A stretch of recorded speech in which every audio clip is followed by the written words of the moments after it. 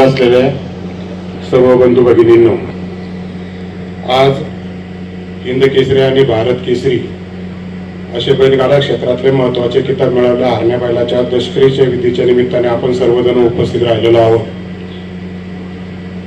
आपण आपल्या इकडल्या गोट्यातल्या बैलाला कायम नंदी म्हणतो, महादेवाचा नंदी अशी उपमा देतो. खर तर नंदीचा जन्म कसा झाला बऱ्याच गाड्या मालकांना माहीत नसत. शिवपुराणामध्ये महाराजांना माहिती आहे की शिवपुराणामध्ये उल्लेख आहे की नंदीचा जन्म कसा झाला. एक शिलाद नावाचे एक महान ऋषी होते, ब्रह्मचारी होते, पण त्यांना त्यांच्या योग साधनेतून कोणाच्याही पोटी न जन्म घेतलेला आणि त्याचा न मृत्यू झालेला असा पुत्र हवा होता. म्हणून त्यांनी प्रथमतः इंद्रदेवाची केली, भक्ती केली, इंद्रदेवाची सेवा केली. इंद्रदेव प्रसन्न होऊन त्याला म्हटले, तुला काय वर मागायचा तो माग. तर तो म्हणला, मला जन्म आणि मृत्यू या फेऱ्यामध्ये न अडकलेल्या असा मुलाचा मला मुलगा पाहिजे आहे. तर इंद्रदेव म्हणले, मी तुला मुलगा देऊ शकतो, पण जन्म आणि मृत्यू हा होणारच, पण त्यासाठी तुला शंकराची प्रार्थना करावं लागेल. तर शिलाद ऋषींनी शंकराची प्रार्थना केली, शंकरांची खूप सेवा केली. नंतर प्रसन्न होऊन शंकर प्रसन्न आले आणि त्यांनी त्याला वर मागायला सांगितल्यानंतर त्या महान ऋषींनी शिलादांनी त्यांच्याकडे हा वर मागितला की मला तुमच्यासारखा पुत्र द्या ज्याला जन्म आणि मृत्यू नाही पाहिजे. शंकरांनी त्याच्या भक्तीवर प्रसन्न होऊन त्यांना एक असा पुत्र दिला की शिलादांना नंदी देवाचा जन्म हा शेतात झालेला आहे, मातीमधून त्याचा जन्म आला आणि त्यानंतर त्याचं नाव नंदी ठेवण्यात आलं. तर त्या नंदकेश्वरांना हा जन्म आल्यानंतर ते नंदकेश्वरांना सुद्धा एकदम शंकरांची इतकी भक्ती केली नंदकेश्वरांनी की त्याला बी भगवान शंकर प्रसन्न झाले. आणि प्रसन्न झाल्यानंतर त्यांनी त्याला पण सुद्धा म्हटले, तुला काय मागायचं माग, मी तुझ्या भक्तीवर प्रसन्न आहे. तर नंदी देवानी सांगितलं की मला कायम तुमच्या सोबत ठेवा. तर ते म्हटले, तुझ्या वडिलांनीच पूर्वी सांगितलेलं आहे तू माझ्या कायम सोबत राहील. आणि म्हणून शंकरांच्या कायम देवाला पुढे कायम आपण नंदी पाहतो.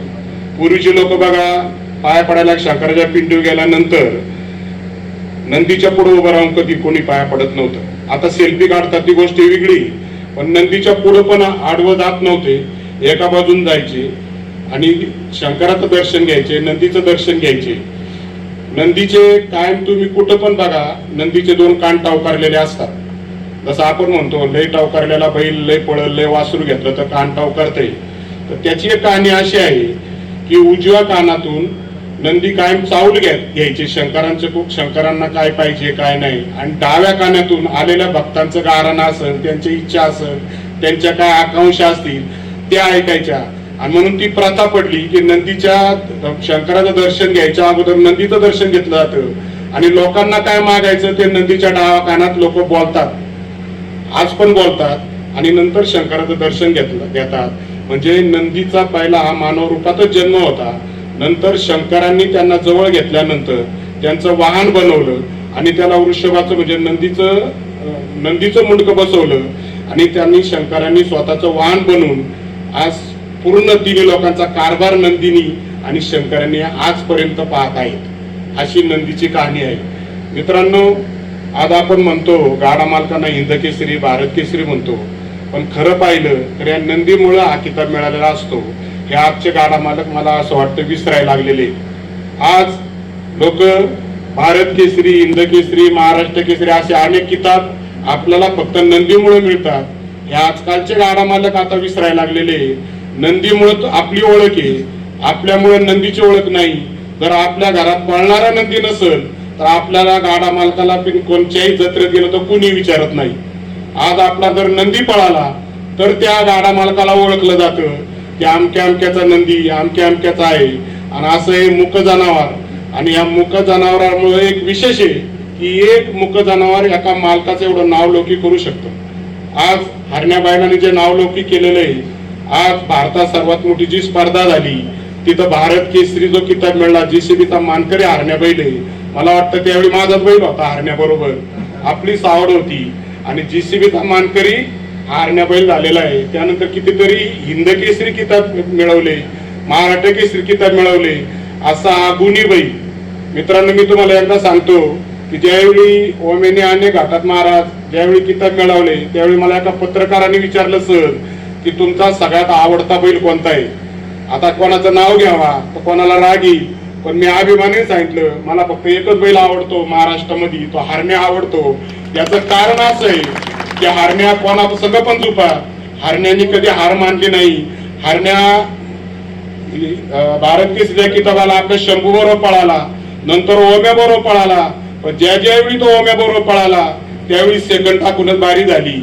वरती गेला दोघांची भांडणं व्हायची, हा रागीट तो रागीट, ती गोष्ट वेगळी. मालकांचं लय पटायचं पण बैलांचं पटत नव्हतं शेवटी, कारण वरती गेल्यानंतर तो थांबत नव्हता, एकाला थांबायची सवय होती. अशा तऱ्हेने आमची गुढी सावड थांबवली आम्ही की बा नको बैलांचा नाश, असा हा गुणी बैल. आणि ह्या गुणी बैलांची रसिक्रिया विधीला आपण सर्वजण उपस्थित राहिला आहोत. मित्रांनो, मी कायम सांगत असतो की बैलात आणि माणसात काहीच फरक नाही. आपण जेवढा आपल्या मुलाला आपण मुलाखतीत सांगतो की आम्ही मुलाच्या पलीकडे आम्ही प्रेम करतो, आणि खरोखर काही गाड्या मालक मुलाच्या पलीकडे बी प्रेम करणारे मी डोळ्यांनी पाहिले.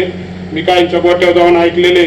आज छकडी क्षेत्र असेल त्यात बी अशी लोक आहेत की मुलाप्रमाणे त्याला खायला घालणारी पण लोक आहेत. पण आजकालचा जमाना थोडा बिघडला. पूर्वी जे क्षेत्र होतं गाडा मालकांचं हे वेगळं होतं. पूर्वी जो आनंद होता, मला तर असं वाटतं प्रत्येक गाडा मालक आहे ना, प्रत्येक गाडा मालकांनी स्वतःसाठी गाडा पळवला पाहिजे. आपण गाडा कायसाठी पळवतो की आपल्याला स्वतःला आनंद व्हावा. आणि जो गाडा मालक दुनियासाठी गाडा पळवतो की लोकांसाठी गाडा पळवतो तो खरा गाडा मालक नाही. पूर्वी गाडा मालक असे नव्हते.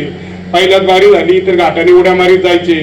मी माझ्या डोळ्याने बघितलं आमच्या मावळ तालुक्यातले किती गाडा मालक बबंदा मराठी बिराठी बारी किती बी हो पहिल्या फार काठाव बारी हो, पण बजरंग बली की जय म्हणून उड्या मारीतच जायचे वर. असे जुने गाडा मालक होते. आता एक मिलीनी एक पॉइंटनी तर लय लांब राहिलं, पण ज्याची घाटाच्या राधा समजा एखाद्याची 12-20 झाली आणि दुसऱ्याची 11-21 झाली तरी मान खाली घालून जातात. ही सर्वात मोठी दुःखद घटना आहे. पूर्वी असं नव्हतं. पूर्वी 1 नंबर मध्ये बारी झाली तरी लोक उड्या मारत जायची. इथं जुनी मंडळी आहेत, काय कितीतरी जुनी मंडळी आहेत, पण आता एक क्षेत्र कुठेतरी वेगळं वळण घ्यायला लागले. मला गुणी बैल प्रत्येकाकडे असतात, पण हिंद केसरी जसं कुस्तीमध्ये असतं, एखादाच महाराष्ट्र केसरी होतो शिवराज राक्षसारखा आपल्या पुणे जिल्ह्यात खेड तालुक्यात एकच महाराष्ट्र केसरी होतो, तसं गुणी बैलांमध्ये पण एखादाच महाराष्ट्र केसरी होतो, हिंद केसरी होतो, भारत केसरी होतो. पण त्याची हवा बैल पळत असतो, पण इकडं मालकच छाती फुगून आजकाल चालताना बघितलेले. मी असे काय गाडा मालक बघितले की त्यांच्या घरी एकच बैल पळतो पण रुबाब एवढा दाखवितात. आणि पूर्वीच्या गाडा मालकांकडे 4-4 लावणीला बैल होती आणि पहिल्यात यायची. पण पूर्वीच्या गाडा मालकात प्रेम होतं, आताच्या गाडा मालकात प्रेम नाही राहिलं. मी स्पष्ट का सांगू इच्छितो, कारण ही खरी परिस्थिती आहे. आपण व्हॉट्सअपला ऐकतो आज सावड आली का दुसऱ्या दिवशी आता सावड तुटती. पुढच्या सावडीचं म्हणतो काय निश्चित नाही बाबा, तुला आज झोपायची तर झोप, माझ्या नावा बारी पाहिजे किंवा मला दाखा इनाम पाहिजे असे सांगणारे गाडा मालक पण आता तयार झालेले. तुझा बैल झोपितो पण इनाम मी घेणार. अरे पूर्वी एखाद्याची बारी पडली तर लोक म्हणायची परत 4 वाजता झोप करून बैल आणायची त्याची बारी करून द्यायची. पण आता दुसऱ्याची बारी कशी पडल ही लोकांची आशा, आता असे स्वभाव झालेले. त्यामुळे एक क्षेत्राला वळण लागले. मी हरण्याला खरी श्रद्धांजली व्हायची असेल तर मला असं वाटतं पूर्वी सारखाच गाडा पळवा, पूर्वी सारखाच लोकांसारखा आनंद घ्या, पूर्वी सारखाच उड्या मारल्या आत्ताच्या गाडा मालकांनी, तर ती खरी हरण्याला श्रद्धांजली व्हायल्यासारखं होईल. आज या निमित्ताने आमचे गुरुवर्य हरिभक्त पारायण मेंढे महाराजांची सेवा झालेली आहे आणि त्यांची सेवा झाल्यानंतर एक शेतकरी कुटुंबातले महाराज आहे. मी अनेक जागी त्यांची प्रवचन बैलावर ऐकलेली आहेत, बाकीच्या दशक्रिया विधी ऐकलेली आहे. त्यांच्या इतकं बैलांच्या विषयी आज एका प्रवचनात त्यांनी मला ओम्याचं ते सांगत होते की ओम्या बैल असा झुपला पाहिजे, असा पळावला पाहिजे. म्हणजे गाड्या क्षेत्रातले एक अनुभवी महाराज आज त्यांची सेवा झालेली आहे. आज इथे जमलेल्या सर्व गाडा मालकांच्या वतीने, आमच्या मावळ तालुक्याच्या वतीने, आमच्या सर्व या पंचकृषीतल्या लोकांच्या वतीने मी हरण्याला भावपूर्ण श्रद्धांजली वाहतो आणि थांबतो.